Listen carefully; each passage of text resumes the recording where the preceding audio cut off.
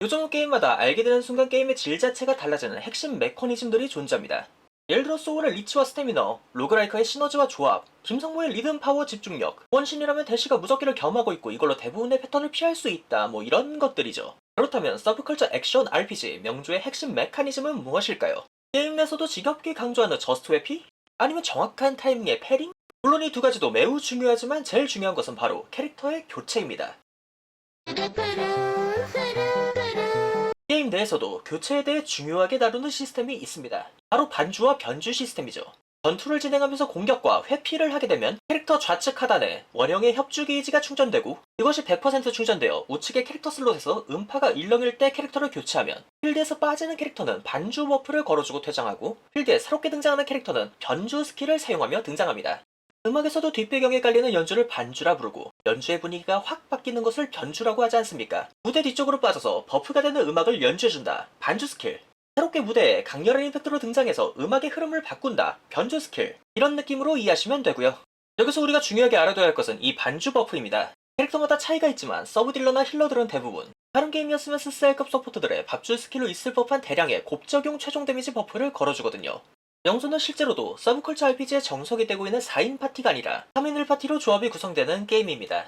여기서 서포터 한 자리가 각 캐릭터의 반주 스킬로 대체된다고 봐도 무방하죠. 그렇기 때문에 순서를 지켜가며 캐릭터를 교체하는 것, 반주 스킬에 맞춰서 파티를 구성하는 것이 그 무엇보다 중요합니다. 예를 들어 메인 딜러가 필살기인 공명 해방을 이용하여 딜을 하는 극딜러라면 그 이전 순서에는 반주 스킬로 공명 해방 보너스를 제공하는 서브 딜러를 배치하면 된다는 거고요. 그러다 보니 이 게임은 힐러의 중요성이 특히 강조되었습니다. 원래 탱커랑 힐러는 어딜 가나 귀족 아니냐고요? 네, 맞습니다. 하지만 영조에서 힐러는 파티의 메인 버퍼의 역할 또한 병행하고 있거든요. 왜냐면 대부분의 캐릭터들의 반주 스킬은 다음에 등장하는 캐릭터 딱 한 명만 강화시켜주고 그 캐릭터가 다시 교체되어 퇴장한다면 반주도 같이 꺼지게 됩니다. 그에 비해 힐러인 설지, 벨이나 파수인의 반주 버프는 파티원 전체에게 적용되거나 다음에 등장하는 캐릭터를 교체해도 버프가 계속해서 남아있는 형태거든요. 그렇다 보니까 이쯤에서 게임 센스가 있는 분들이면 이런 생각을 하실 겁니다. 그럼 만약 처음에 힐러가 필드에 등장해서 협주가 가득 찰 때까지 전투하여 반주 스킬을 사용하고 그 다음 서브 딜러가 등장하여 마찬가지로 협주를 가득 채워 반주 스킬을 발동시키고 마지막에 메인 딜러가 등장하면 메인 딜러는 힐러의 반주와 서브 딜러의 반주를 모두 받게 되는 건가요? 네, 이거 exactly 정확합니다. 그리고 이러한 파티 운영법을 하이퍼 캐리 조합이라고 부릅니다. 대표적으로 명조 최초의 5성 픽업 캐릭터인 김기명과 4성 모르테피의 기모 조합이 있고요. 그 외에도 앙코사나 일반 공격 조합, 금이절지 공명 스킬 조합, 상리오 음림 조합 이렇게가 대표적인 하이퍼 캐리 조합의 예시입니다. 픽업부터 하이퍼 캐리 딜러가 나왔다 보니 그리고 성능도 매우 개초딩 나왔다 보니 자연스럽게 많은 띵뭉이들은 이 게임도 대부분의 조합이 하이퍼 캐리 위주로 굴러가고 힐러가 귀족 대우를 받으며 메인 딜러에 맞는 서브 딜러 파츠를 구성하는 게 핵심이겠구나 뭐 그렇게 생각을 했습니다. 기염의 경우 궁극기 충전이 잘 안되다 보니 극딜 이전의 예열 시간이 심하게 길어져서 딜타임의 버프를 제대로 받지 못하는 상황이 있었지만 그땐 게임 자체가 초창기였다 보니 나중 가서 파밍 상태가 좋아지면 사이클 운용도 나아지겠지 뭐 이렇게 생각했었죠. 그러다가 언젠가부터 유저들은 반주와 변주 메커니즘 말고도 이 게임의 교체 시스템이 굉장히 많은 효과와 특이점을 가지고 있다는 것을 알게 되었습니다. 우선 캐릭터 교체를 통해 많은 스킬의 후딜레이가 캔슬된다는 것입니다. 그런데 후딜 캔슬이라는 그 자체로도 쩔어주는 이 네 글자로도 영조 교체의 성능을 다 표현할 수 없거든요. 왜냐고요? 당장 이걸 보시면 키다운 차징 스킬을 사용하는 중에 캐릭터를 교체하면 필드에 캐릭터가 따로 남아서 알아서 자동으로 공격을 끝까지 다 해주는 것을 볼 수 있습니다. 이런 개쩌는 기능을 단순히 후딜 캔슬이라고 말할 수 있을까요? 네, 그러니까 캐릭터를 적절하게 교체해준다면 멀티플레이를 하는 것마냥 필드에서 두 명의 캐릭터가 동시에 적을 다굴하는 것과 같은 효과를 볼 수 있다는 것이죠. 참고로 필드에 잔류하여 오토로 돌아가고 있는 캐릭터는 무적 상태이며 상황에 따라 적의 어그로를 교란시켜주기도 하죠. 이렇게 명조에서 캐릭터 교체를 통해 스킬의 후딜레이를 캔슬하는 것을 저는 교체 캔슬 혹은 스왑 캔슬이라고 부릅니다. 그럼 이쯤에서 이런 걱정을 하시는 분들도 계실 겁니다. 교체 캔슬을 통해 필드의 캐릭터를 설치기나 오토만에 풀어두면 궁극기나 협주 게이지 혹은 캐릭터마다 가지고 있는 고유의 공명회로 게이지가 충전이 제대로 안 되지 않을까라는 건데 다행히도 어지간한 게이지들은 교체 캔슬을 하더라도 정상적으로 충전이 진행되고요.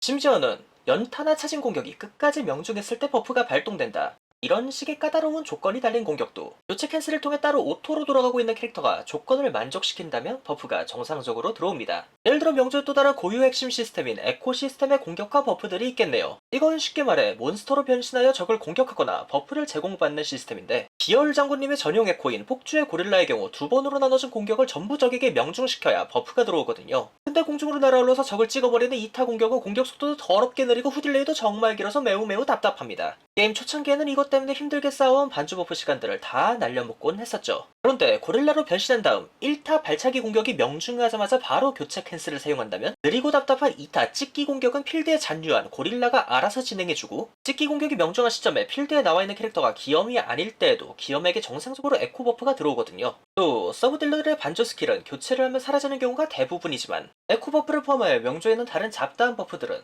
교체를 여러 번 하더라도 사라지지 않고 유지되는 경우가 많습니다. 이런 식으로 명조에서 교체를 통해 얻을 수 있는 이점이 워낙 많다 보니 어느 순간 사람들은 이런 생각을 하게 되었죠.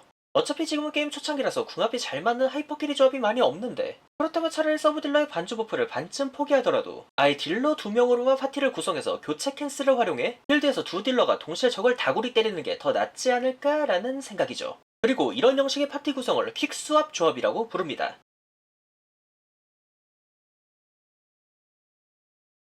대표적으로 감심, 앙코, 장리, 음림, 임열 속성 방랑자 등이 퀵스왑 조합에서 자주 사용되는 딜러들이고요. 보시면 아시겠지만 하이퍼캐리 조합으로도 사용되는 딜러들이 꽤 많이 보입니다. 그렇다 보니 퀵스왑이라는 단어 때문에 혼선이 생기는 경우도 좀 있는 것 같습니다. 특히 교체를 이용한 후딜 캔슬 자체를 그냥 퀵스왑이라고 부르는 경우가 많거든요. 일단 저는 공략을 해야 하는 입장이다 보니까 여러분들이 오해하지 않도록 글을 쓰는 것이 제일 중요하다 보니 교체 캔슬이라는 단어를 정의해서 개념을 분류하긴 했습니다만, 근데 제까짓게 무슨 권한이 있다고 단어를 정의하고 만들겠습니까? 아마 시간이 흐르면서 유저들이 부르기 편한 대로 용어들이 정리될 것 같은데, 저는 그 전까지만 교체 캔슬이라는 스타일리시한 단어를 임시로 써보겠습니다. 다시 본론으로 돌아와서 이렇게 용어에 대한 혼선이 생기는 이유는 결국 하이퍼캐리 조합에서도 교체 캔슬 기술을 활용하는 것이 매우 중요해졌기 때문입니다.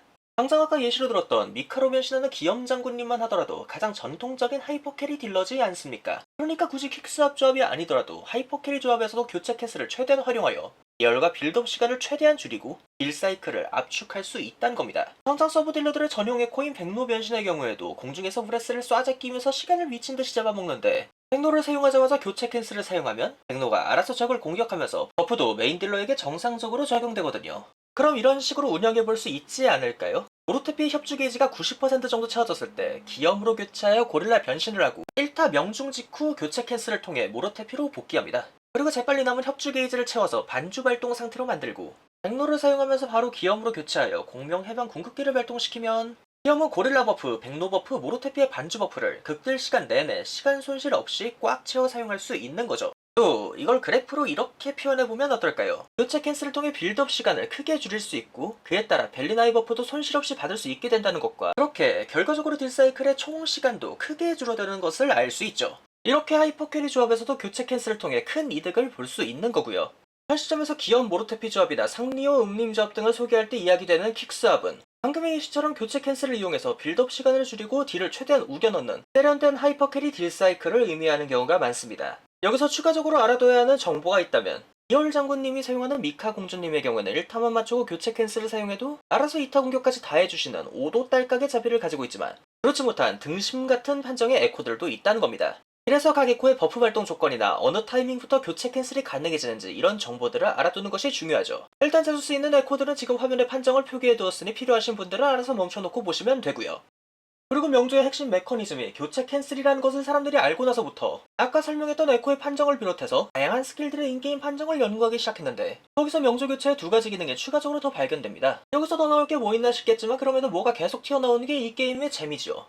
첫 번째는 캐릭터 교체 쿨타임이 전체 쿨타임이 아닌 각 캐릭터 개별적으로 적용된다는 것입니다. 쉽게 말해 1번에서 2번 캐릭터로 교체를 했다면 1번 캐릭터로 바로 다시 돌아가는 것은 1번 캐릭터에 걸려있는 1초의 개별 교체 쿨타임 때문에 불가능하지만, 3번 캐릭터에는 아무런 쿨타임 제약이 걸려있지 않아서 2번에서 3번 캐릭터로 바로 교체하는 것은 또 가능하다는 거죠. 그러니까 1번 캐릭터가 나와있는 상황에서 2, 3번 키를 빠르게 따당 누르면 이렇게 3명의 캐릭터가 동시에 필드에 나와서 적을 다구리 치는 것도 볼 수 있다는 겁니다. 그리고 이런 캐릭터 전체가 참여하는 다구리 기술을 더블 스왑이라고 부르죠. 1사이클 중간중간 더블 스왑을 섞어줌으로써 딜을 조금 더 우겨넣거나, 이 과정에서도 협주나 궁극기 게이지 등이 충전되기 때문에 한 사이클의 주기를 줄일 수도 있으며, 마찬가지의 원리로 캐릭터의 공명률 세팅 요구치를 살짝 낮출 수도 있습니다. 물론 아까 이야기했던 교체 캔슬의 메인 사용체 중 하나인 캐릭터의 궁극기, 협주, 회로 게이지를 충전하는 이 준비 단계에서도 더블 스왑을 이용하면 더 빠르게 준비를 마칠 수 있죠. 2명이 동시에 때리는 것보다 3명이 동시에 때리는 게 더 효율적이니까요. 물론 협주 게이지가 과도하게 충전되어 반주 스킬 발동 타이밍이 꼬이는 경우가 없도록 상황에 따라 잘 사용하는 것이 중요합니다. 그리고 두 번째, 협주 게이지가 가득 차 있지 않은 전투 상태에서 캐릭터를 교체하면 캐릭터 고유의 교체 공격이 발동되거든요. 그런데 이 교체 공격의 성능이 일반 평타보다 뛰어난 경우가 있다는 것을 알게 된 겁니다. 대표적인 사례로 아직까지도 필수 인권 캐릭터에 속해 있어 84 최동원급의 혹사를 당하고 있는 5성 상시 힐러 벨리나의 교체 공격이 있습니다. 벨리나의 메커니즘을 설명하자면 이 스킬이 명중하거나 평타 5단 콤보를 끝까지 다 명중시켰을 경우 공명 회로 게이지가 한 칸 충전되고요. 이렇게 충전한 게이지를 강공격이나 점프 공격으로 소모시켜 파티원 전체에게 힐을 주고 벨리나 자신의 협주 게이지를 충전하는 원리입니다. 그런데 솔직히 말해서 약해 빠진 힐러가 언제 평타를 5번 다 치고 앉았습니까? 네, 심지어 이거 조건이 평타 5번 명중이 아니라 5단 콤보 공격의 마지막 5단 공격이 명중했을 경우라서 중간에 보스한테 쳐맞아서 날아간다든지 뭐 이런 식으로 콤보가 끊기면 다시 처음부터 5번을 때려야 합니다. 그런데 벨리나의 교체 공격은 세 번째 평타 공격으로 처리된다는 숨겨진 판정이 존재하거든요. 그러니까 교체 공격이 발동되고 이어서 평타를 2번만 더 쳐주면 그대로 회로 게이지가 하나 충전된다는 것입니다. 물론 이 마지막 평타도 교체 캔슬이 가능하고요. 그러니까 교체를 적절하게 사용한다면 원래 평타 5번을 쳐야 했던 준비 시간을 2.2번 정도로 크게 줄일 수 있다는 겁니다. 이런 식으로 캐릭터마다 가지고 있는 교체에 대한 세세한 판정들을 연구하는 것도 명조의 핵심 재미로 작용하고 있죠. 아무튼 방금 배웠던 더블 스왑과 벨리나의 교체 공격 메커니즘을 결합하면 이런 식으로 상리오 음림 하이퍼캐리 사이클에서 에코스킬 더블 스왑을 통해 딜타임을 압축할 수 있고 겸사겸사 벨리나의 회로 게이지도 미리 하나를 채워둠으로써 다음 사이클에서 벨리나의 필드 체류 시간도 줄일 수 있는 거고요. 다른 예시로 공명효율이 부족한 유비분들이 앙코, 사나, 벨리나 조합을 사용한다면 궁극기를 충전해야 하는 세미 딜 사이클에서 이렇게 더블 스왑을 활용해 볼 수 있을 것 같습니다. 물론 오늘 가르쳐드린 기술들을 완벽하게 사용해야만 명조를 즐길 수 있는 건 아니고요. 처음에는 기초적인 딜 사이클부터 시작해서 조금씩 내가 할 수 있는 교체 캔슬을 추가해가면서 자신만의 딜 사이클을 완성시키면 되는 것입니다. 오늘 가르쳐드린 지식들은 그걸 위한 기반이 되는 것이죠. 새로운 캐릭터를 공부할 때도 캐릭터의 기본 메커니즘 말고도 교체에 대한 판정들을 같이 확인해본다면 금방 그 캐릭터를 능숙하게 사용할 수 있을 겁니다. 그리고 만약에 난 지금 당장 벨리나랑 파수인 버프가 날아가는 게 아까워 죽겠는데 교체 캔슬을 익힐 시간도 없고 연습하기도 너무 어렵다 하시는 분들의 경우 판타지 변주나 파수인의 전용 무기 같은 걸 구해보시거나 벨리나 2돌파나 파수인 1돌파를 하시면 교체 캔슬을 적게 활용하고도 사이클이 매우 부드럽게 굴러가니까 참고하시면 좋을 것 같습니다. 원래 돈이 부족하면 머리랑 몸이 고생하는 거 아니겠습니까?